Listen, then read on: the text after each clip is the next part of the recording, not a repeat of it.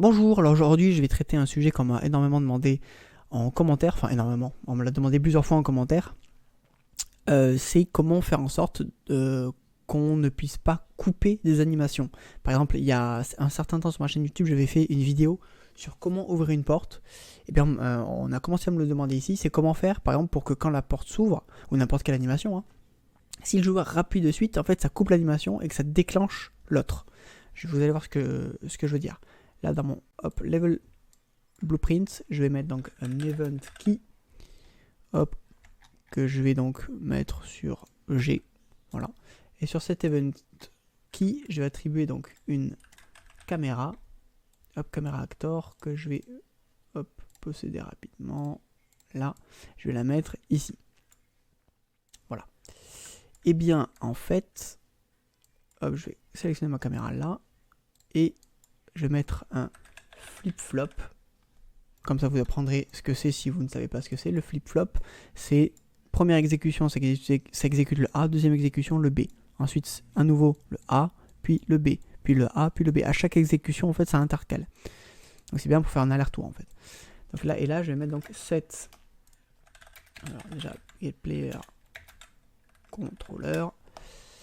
Set view target with blend. Hop, et en fait, je vais aller sur ma caméra. Hop, qui est juste ici. Tac. En 5 secondes, comme ça on aura bien le temps de voir. Voilà. Et donc là, en fait, je vais faire exactement la même. Tac, sauf que je vais revenir sur mon player caractère. Hop. Voilà. Donc là, techniquement, quand j'appuie sur G, hop, ça va sur la caméra. Voilà, donc c'est bien long, ça fait exprès. Hein. Quand je rappuie sur G, hop, ça revient. Et ainsi de suite. Donc en fait, là, le problème de ça, c'est que si j'appuie sur G et que je rappuie sur G, hop, ça coupe la caméra en fait. Vous voyez? Hop. Alors là, ça fait une coupure propre, mais on voudrait pouvoir, hop, vous voyez ça, on voudrait pouvoir attendre à la limite que l'animation se termine pour pouvoir rappuyer en fait, pour pas qu'il y ait cette coupure. Et donc ça marche pour un StatView Target with Blend, mais ça marche pour n'importe quelle animation, hein, ce système. Et bien en fait, comment ça fonctionne? Ça va fonctionner avec une variable que j'appelle souvent isOK, donc en booléen. Et en fait, cette variable de base, je la mets, donc elle est sur false. Et on va dire ici que quand on appuie sur G, il faut que cette variable soit vraie. Donc si isOK est vrai, on peut appuyer. Donc si c'est OK, on peut appuyer. Donc là, de base, en fait, on va la mettre à true pour qu'on puisse l'utiliser. Et en fait, une fois que c'est utilisé, hop, on le met sur false. Une fois qu'on a appuyé, hop, c'est OK. Hop, on le désactive parce que c'est plus OK vu que ça va lancer une animation. Et donc là, le set timer with blend, il prend 5 secondes. Donc on va attendre 5 secondes. On va mettre en délai de 5 secondes. Et une fois que les 5 secondes seront écoulées, la caméra sera bien positionnée. Donc là, on va pouvoir remettre le set OK true. Pareil pour ici. Tac. Comme ça, en fait, on va pouvoir attendre que l'animation se termine pour pouvoir appuyer. Donc j'appuie isOK, vu qu'il est true, hop, ça va le mettre sur false. Donc si je rappuie, ça va aller dans le vide en fait. Ça va déclencher mon animation de 5 secondes.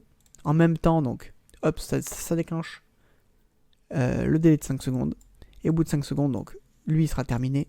Donc le isOK va redevenir vrai. Donc je vais pouvoir à nouveau interagir. Et pareillement pour celui-là. Donc on teste, j'appuie sur G. Là je rappuie, je spamme mon clavier, il ne se passe rien. Je suis obligé d'attendre que ça se termine. Et là ça s'est terminé, hop, je peux rappuyer. Là je spamme à nouveau. Hop, il ne se passe rien. Je suis obligé d'attendre que ça soit terminé, hop, pour pouvoir rappuyer à nouveau.